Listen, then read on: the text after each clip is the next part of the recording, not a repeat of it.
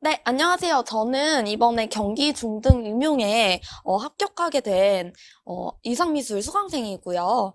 저는 2년 동안 이제 이상미술에서 풀커리로 수강을 했던 합격생입니다. 저는 이제 2025년에 합격을 하게 되었는데 2026년에도 이제 준비를 하시는 많은 분들께 안전하게 임용에 합격할 수 있는 방법을 중점으로 소개를 해드리고 싶어서 이 자리에 서게 되었습니다.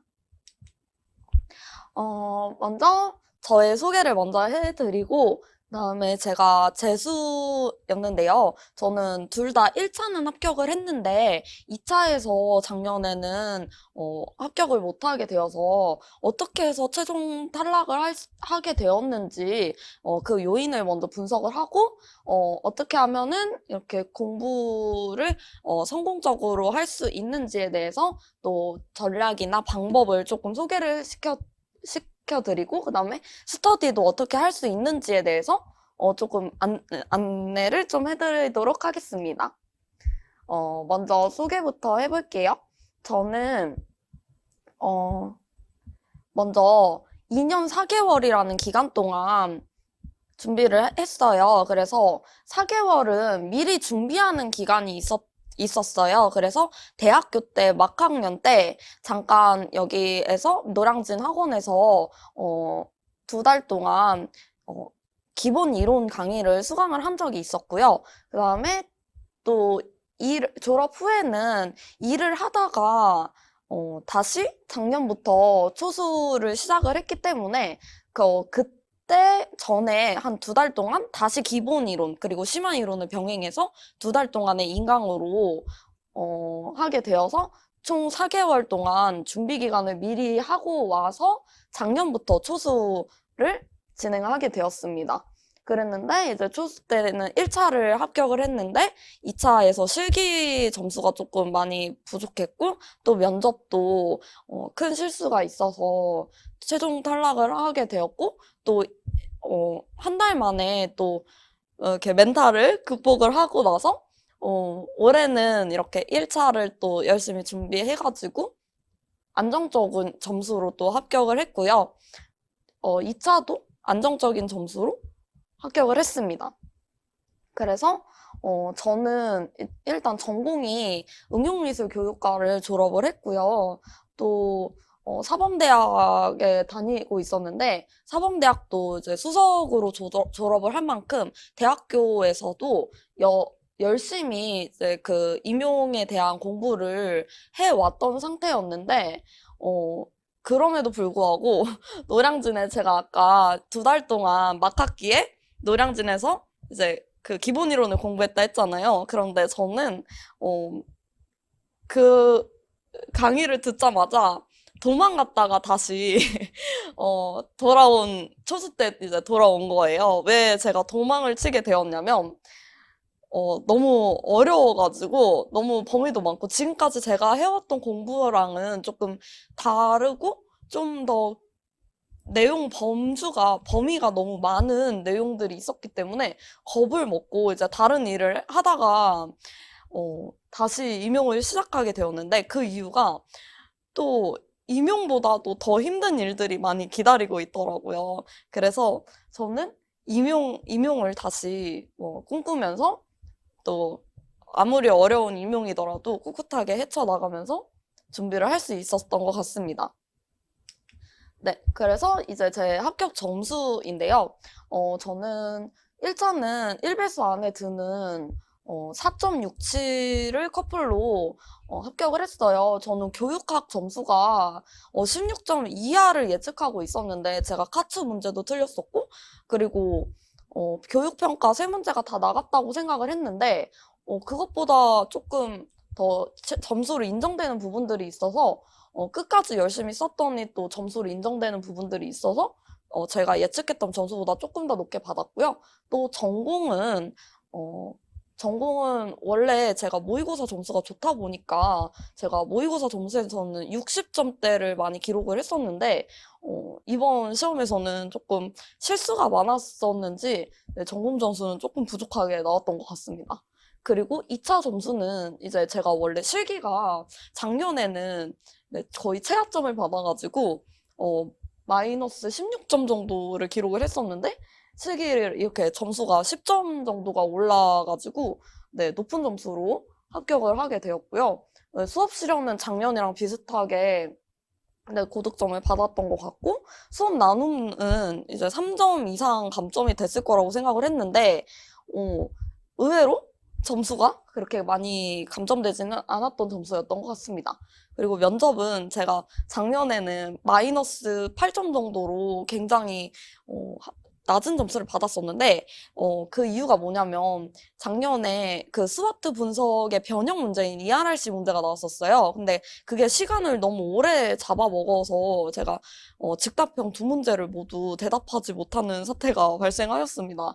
그랬는데, 이번에는 이제 끝까지 다 말을 하긴 했지만, 마지막에 욕심을 부려가지고, 말을 하자마자, 다짐을 조금 한 문장 정도 말했는데 거기서 시간이 오버돼서 끊겼어요.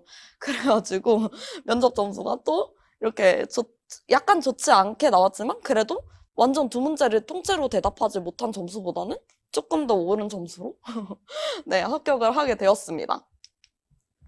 그래서 제가 모의고사 위상미술에서 이제 받았던 모의고사 점수를 조금 궁금해하실 것 같아가지고 준비를 해왔는데 제가 초수 때 모의고사 기록이 아직 안 남아 있어가지고 제 기억으로는 제가 45점에서 55점 정도로 받았던 기억이 있어요. 그래서 교수님께서 장지영 교수님께서 이제 저를 상담을 해주실 때 50점 정도 넣으면 너가 가고 싶은데 소신 지원하라고 이제 말씀을 해주신 기억이 있어가지고 제가 그 기억을 토대로 이렇게 점수를 가져와 봤고요. 저 재수 이제 올해 이제 했을 때는 이제 4월 모고는 25등을 했어요. 제가 1년을 더 하는데 조금 더 욕심이 있었는지 모르겠지만 25등에 만족하지 못했습니다.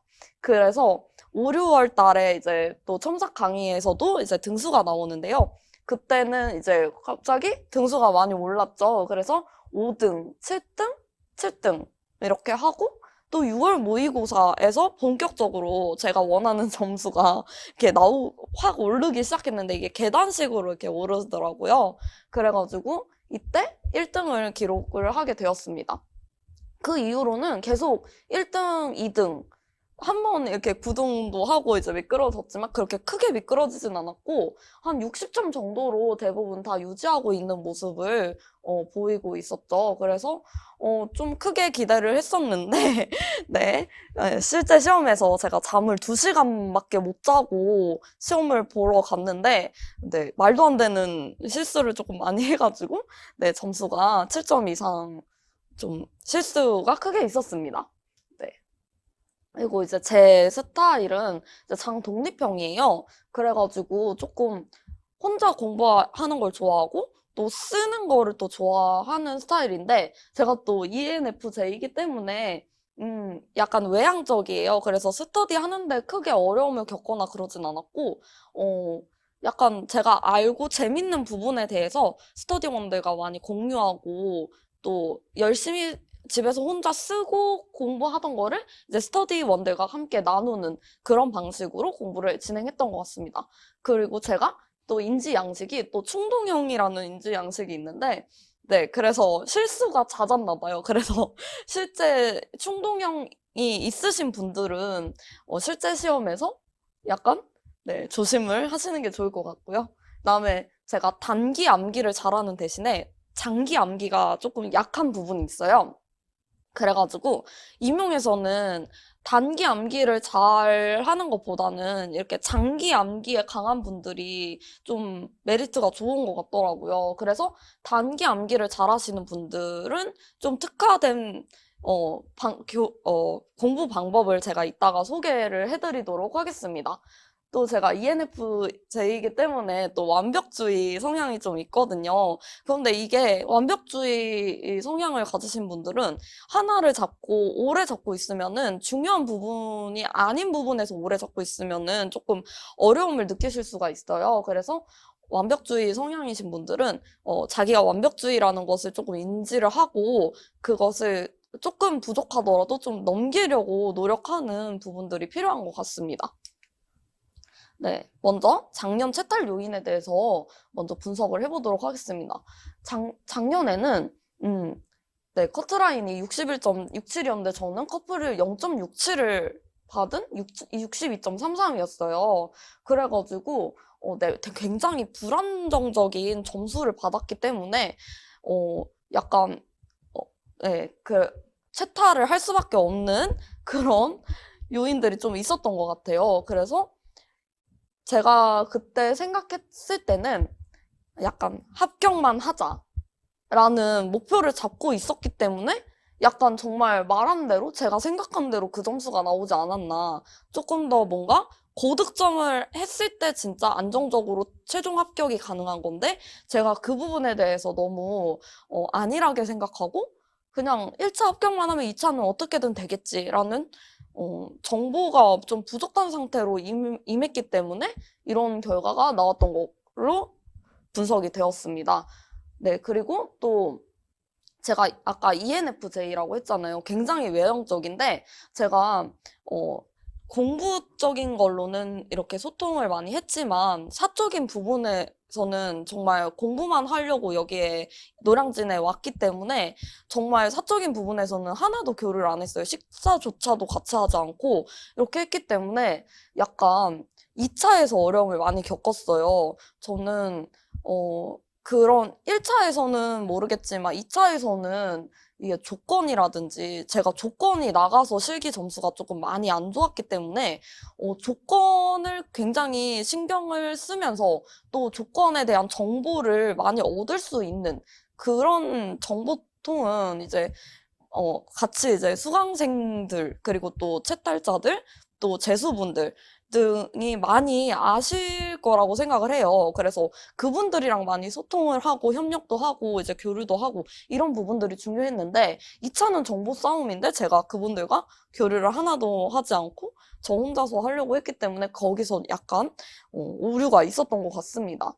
그래서 2차 때는 물론 1차도 중요하지만 2차 때는 스터디 원들과 교류도 하고 이제 다양한 선생님들과 다양한 과목 선생님들과도 정보를 교류하는 것이 매우 중요하다고 생각합니다. 이제 공부 전략 방법에 대해서 말씀드리도록 하겠는데요. 공부 전략은 자신만의 메타 인지를 발휘하는 것이 굉장히 중요해요. 그래가지고 메타 인지를 자기만의 메타인지를 좀 발휘를 해서 제 거를 참고를 해가지고 자신만의 공부 전략을 마련하는 것이 중요하다고 생각합니다. 그래서 좀 보자면 변별이 큰 것에 집중을 하는 것이 중요하다고 생각해요. 그래서 이번에 교육학이 점점 어려운 추세로 바뀌고 있잖아요. 그래서 제가 초수 때도 조금 많이 좀 난해한 문제들이 나왔었고 또 이번에도 굉장히 기본에 충실하다고 제목이 써 있었음에도 불구하고 교육학 문제가 굉장히 난해한 스타일로 점점 발전하고 있기 때문에 약간 누구나 좀 틀릴 수 있는 문제라고 많이 생각이 됐거든요. 그래서 조금 그런 부분에 대해서 다 같이 틀릴 수 있는 문제들, 노량진 또 학원가에서 또 다뤄지지 않는 문제들이 또 종종 나오고 있기 때문에 여기에 너무 집중을 해가지고 공부 안 한 데서 나오는 그런 것보다는 이제 전공에서 조금 더 주력을 하셔가지고 전공 점수를 더 많이 올리는 방법을 선택을 하시는 게 훨씬 효과적이고 효율적인 방법이 아닐까라고 생각을 하였습니다. 그리고 또 2차에서 좀 주의하실 게 실기는 배점이 30점이잖아요. 그리고 면접은 40점이에요. 그런데 변별이 큰 것에 집중을 하라고 했잖아요. 그래서 실기가 더 변별이 30점이지만 더 크기 때문에 실기에 조금 더 집중을 하는 것이 필요하다고 생각합니다. 그리고 이제 수업 실험보다는 면접에 조금 더 치중을 해서 하시는 게 중요한데, 많은 분들이 수업 실현이 이렇게 말하는 게 어려워서 수업 실현에 이제, 좀 집중을 하시는 경향이 있는데, 그것보다는 수업 실현은 그렇게 조금, 망했어 라고 생각을 해도 그렇게 많이 깎이지가 않습니다. 그렇기 때문에, 둘 다 말을 하는 그런 비중이, 말의 비중이 큰 준비라면 면접에 조금 더 준비를, 비중을 좀 하시는 것이 더 좋을 것이라고 생각을 합니다. 그리고 이거는 이제 제가 실제로 단어장을 만들어서, 제가 제 스스로 조금, 실제 시험에 나왔던 단어들을 좀 가져와 봤는데요. 이게 제가 직접, 만들어서 사용했던 단어장입니다. 그래서 이거는 이제 초수 때 사용했던 단어장인데, 이거를 한 달 전에부터 만들기 시작했어요.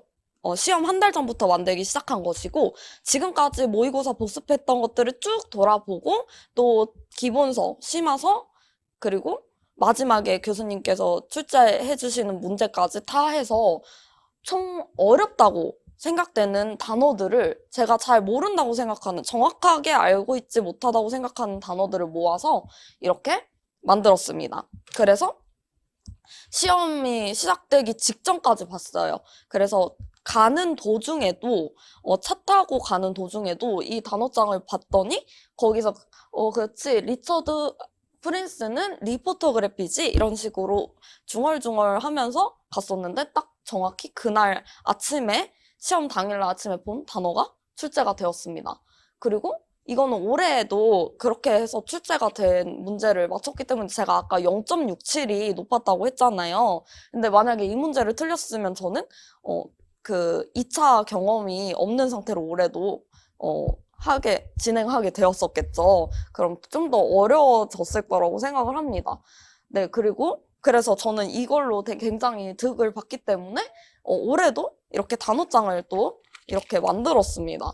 그래서 단어장을 이렇게 만들어서 했는데, 올해도 엄청나게 많은 적중을 했던 것으로 보여지는데, 지금 제가 할레이션 효과에서 적중을 한 건 아니지만, 여기서 이제 이거는 위상 기본서에서 본 내용을 이렇게 단어장으로 만든 거예요. 그래서 무채색 삽입으로 해결이라고 돼 있고, 세퍼레이션 효과 vs 그라데이션 효과라고 되어 있죠. 그래서 그라데이션 효과가, 무채색 삽입으로 해결, 이 두 단어가, 실제로 시험에 이번에 나왔었고, 이것도 윤진 교수님께서 내주신 그런 모의고사 문제를 제가 단어장으로 이렇게 정리를 한 거예요. 근데 이것도 나왔었고, 그다음에 이거는 제가 조금 더 확장해서 공부를 한 부분 중에서 또 생기론이 출제가 되었죠. 그래서, 이 밖에도 이제 아나키텍처 등 다양한, 위선 교수님께서 다뤄주셨던 문제들이 나왔던 것 같습니다. 네, 그리고 이제 그 다음은 제가 모의고사를 복습을 중심으로 공부를 조금 했으면 좋겠다고 생각을 하는데요.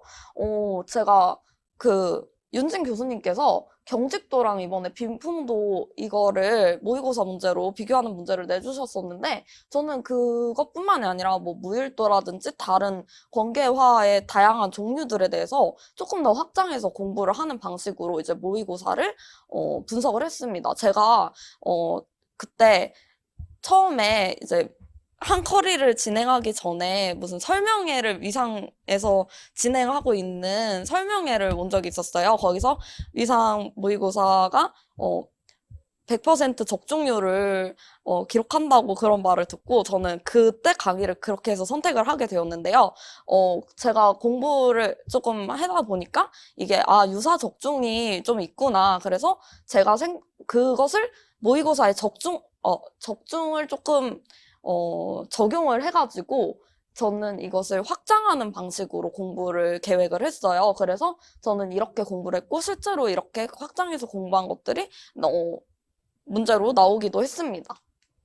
그래서 이것도 다 모의고사에서 문제로 다뤄졌던 내용들을 조금 더 제가, 확장하면서 이렇게 롱샷, 풀샷, 바스트샷, 클로즈업 이런 것들처럼 조금 더 확장해서 조금 제가 공부를 한 내용입니다.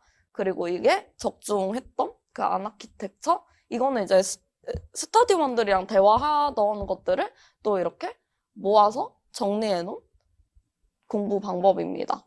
이렇게 또 교육과정 것도 뭐 미교론 이런 것들도 이렇게 했었고요. 이런 식으로 이거는 또 윤진 교수님께서 설명하신 필기들을 모아놓은 공책입니다. 그래서 이런 것들도 다 한 권에 모아서 저는 심화서에다가 따로 이렇게 단권화를 하는 것이 좀 어려웠어가지고 그냥 공책 하나를 마련해서 이런 식으로 공책을 조금 해서 여기다가 그냥 쉽게 단권화를 했어요. 그래서 이런 식으로 한눈에 막판에 보기가 좋게 이렇게 만들었습니다. 그리고 저는 이거 초수 때는 이렇게 수기로 하나하나 썼거든요. 이렇게 위상미술에서는 이렇게 컬러 도판을 한 장에 다 이렇게 뽑아줘요. 근데 그걸 이제 점심시간에 하나하나 다 오렸었는데, 이거는 초수 때 했던 방법이고, 저는 이거를 재수 때는 태블릿 PC를 이용해서 이렇게 그냥 하나하나 그냥 사진을 이렇게 찍어가지고 붙여 넣는 식으로 해서 쉽게 조금 더 했던 것 같습니다. 이런 식으로 했고요. 그래서 또 중요한 거는 이해될 때까지 이 내용들을 찾아서 보는 방법을 추천드려요. 많은 1차 합격하신 분들이 이해될 때까지 다양한 자료들을 찾아봤다. 그냥 거기서 넘어가는 게 아니고 그냥 쉬운 말로 자기가 설명할 수 있을 때까지 좀 찾아봤다. 이런 말씀들을 많이 하셔가지고 좀 가져와 봤는데 필독서, 기본서, 심화서, 교육과정은 정말 마르고 닳도록 봐야 되는 내용들이고 필독서는 찾아보는 형식으로만 그냥 부족한 자기가 모르는 부분을 찾아보는 것만 하시면 될 것 같고 유튜브는 이제 조금 모르는 어려운 복잡한 판화 같은 과정들을 영상으로 보게 되면 교수님께서 판서하신 내용들이랑 조금 이렇게 매칭을 시켜가지고 보시면은 조금 더 이해가 쉬웠던 것 같아요. 그리고 교육과정 이번에 저는 거의 포기할 뻔했는데 막판에 외워가지고 완전 득을 봤는데요. 11점 정도가 올해는 교육과정에서 출제가 됐죠. 그래서 이번에 교육과정을 안 내오신 분들은 조금 많이 어려운 시험이었을 거라고 생각이 됩니다. 그래서 교육과정 언제 어떻게 나올지 모르기 때문에 끝까지 포기하지 마시고 조금 힘들더라도 노래로 꼭 암기하셔서 가시는 걸 추천을 드려요.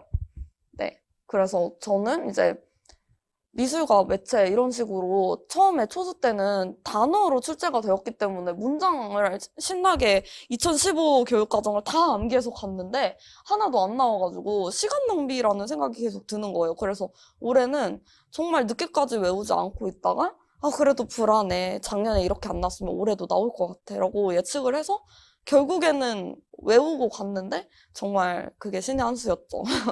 네, 그렇기 때문에 꼭 교육과정을 포기하지 않는 것을 추천드립니다. 그리고 이제 스터디하는 방법을 마지막으로 소개를 드릴 건데요. 저는 이번에 스터디에서도 굉장히 많은 적중을 또 했습니다. 그래가지고 저는 이제 먼저 스터디원 구성을 먼저 안내를 드리면 처음에는 이제 초수생들이랑 같이 하게 되었는데 초수생분들이랑 저는 저 혼자 재수였기 때문에 좀 제가 아는 게 조금 더 있어서 이제 모이게 되면은 거의 저 혼자서 이제 말을 많이 하는 그런 게 저는 도움이 됐지만 이제 초수분들께서는 조금 어려움이 있으신 것 같았어요. 그래서 너무 초수분들이랑 이렇게 딱 재수 한 분만 있는 것보다는 조금 이질적인 모든 구성이라고 이제 교육학에서 배우잖아요. 그 구성이 가장 적합한 구성인 것 같습니다. 그래서 저는 윤진 교수님께서 짜주신 스터디원들과 이제 같이 올 한 해를 또 보내게 되었는데요. 거기서 이제 막판에 저희는 이제 퀴즈 내는 방식으로 대화를 주고받으면서 막판까지 이렇게 했는데 이제 여기서 이게 제가 실제로 저희 카톡방을 캡처한 화면이에요. 그래서 퀴즈, 염료와 안료의 차이가 뭘까요? 이거 이번에 네, 실제 시험에서 출제되었던 진짜 내용이죠. 그래서 제가 이렇게 길게 답변한 내용이 보이고 있는데요.